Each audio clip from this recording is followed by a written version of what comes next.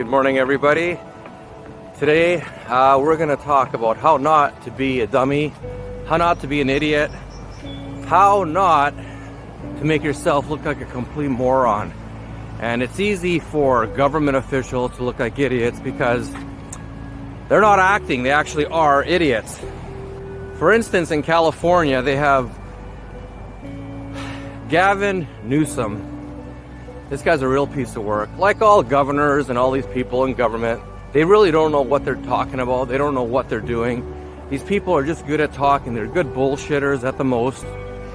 And that's all they're good at. They're good at talking and making you feel good, getting their point across. But is their point actually the truth? Usually not. Okay, so July the 4th. Americans love their July the 4th festivities. They love to blow up shit. They love fireworks. So Gavin Newsom, the governor of California, he had a statewide ban on fireworks and I guess probably a statewide ban on any large gatherings. But for sure it was fireworks. I'd have to check on the latter if he actually had a total ban on gatherings. But in essence, he's basically stating you can't have large groups of people and hold fireworks celebrations. So he thought he's the big man, you know, he's gonna help and stop the spread of coronavirus. Meanwhile, the same moron was completely okay with a large protest across his state of California. Not a problem. Thousands and thousands of people for days on end. He never said a bloody thing because he doesn't want to be called a racist. But now he's back to being the tough guy that he is, telling people, don't you dare have a celebration with fireworks. Well, guess what? That statewide ban backfired and made him look like the complete moron that he is. Helicopter's been flying for the past 10 minutes, 15 minutes or so, and there are massive fireworks going off pretty much in every direction that you see here. Jasmine, our local fire departments and police departments have been begging people not to do this, right. But it seems tonight they are not listening to those calls. Well, they're putting up new warnings on social media. I mean, they're saying safe and sane are even banned in a majority of cities. People, they had the most July 4th celebrations in California that they've never had. The reason I kind of laugh and I chuckle and I think it's funny and I think it's a good thing is because instead of protesting out on the streets for them to open everything up like I was doing, instead of doing Facebook posts and all this stuff, all you have to do is just don't comply with their orders. It doesn't matter what it is, just do whatever it is you want. You don't have to argue, you don't have to go protest out in the streets, you don't have to do anything. Just do whatever it is you want. And it's really probably the best way of ending all this tyranny is non-compliance. Because apparently they had over 3,000 different phone calls to the LA Police Department, all these 3,000 different Karens essentially calling their police departments. Oh, there's people having a party and they're having fireworks, they're not social distancing, this and that. They had so many phone calls, they were completely overwhelmed.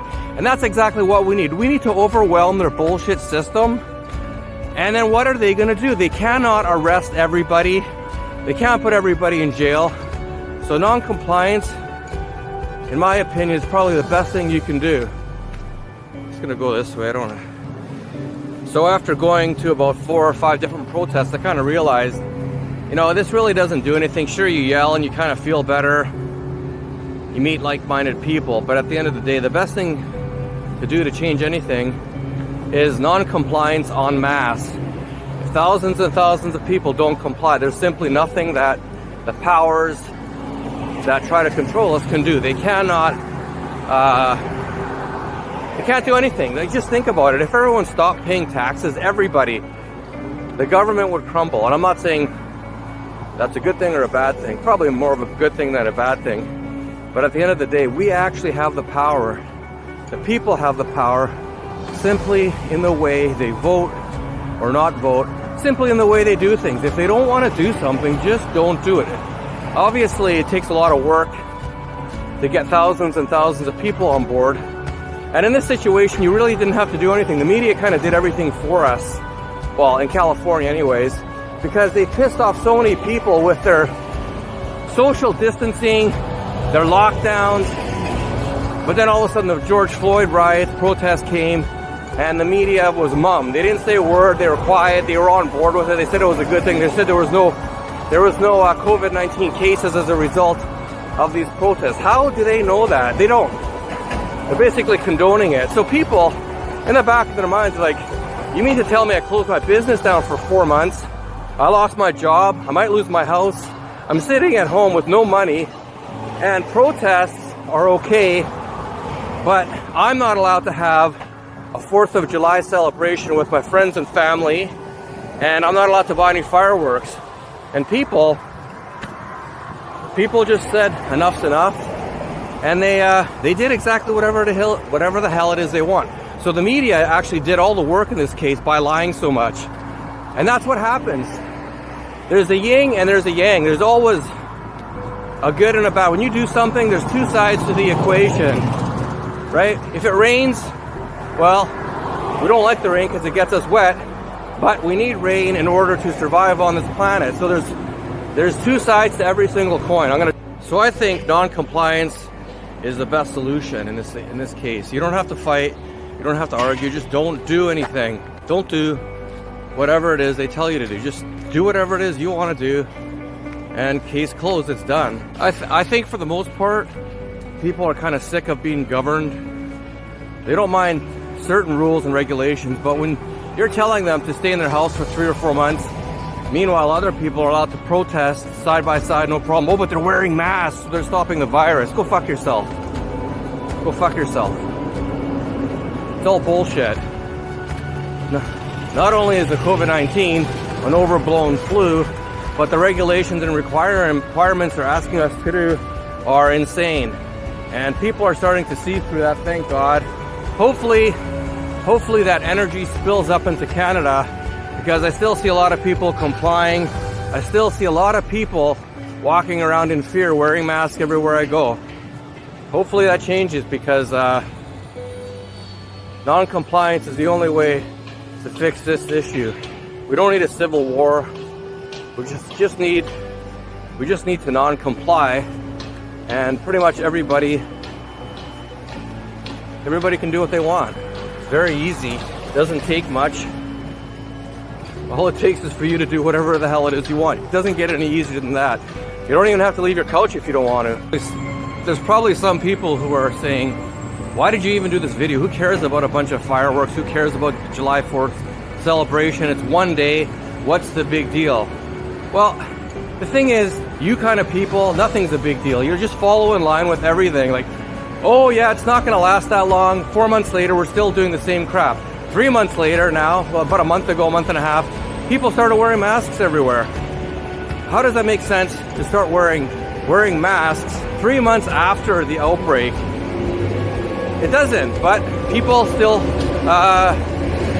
think it's a temporary thing, so they just comply with it. The government's watching everything you do. If they know you're going to comply with certain things, they're going to keep pushing it and pushing it and pushing it. If there's no pushback, guess what? They're going to make more stupid rules and stupid regulations. That's why we're in this predicament and you guys probably don't even think it's a predicament. What's the big deal? Nothing's wrong. We're paying taxes, and 40% of our wages go to that. What's the big deal?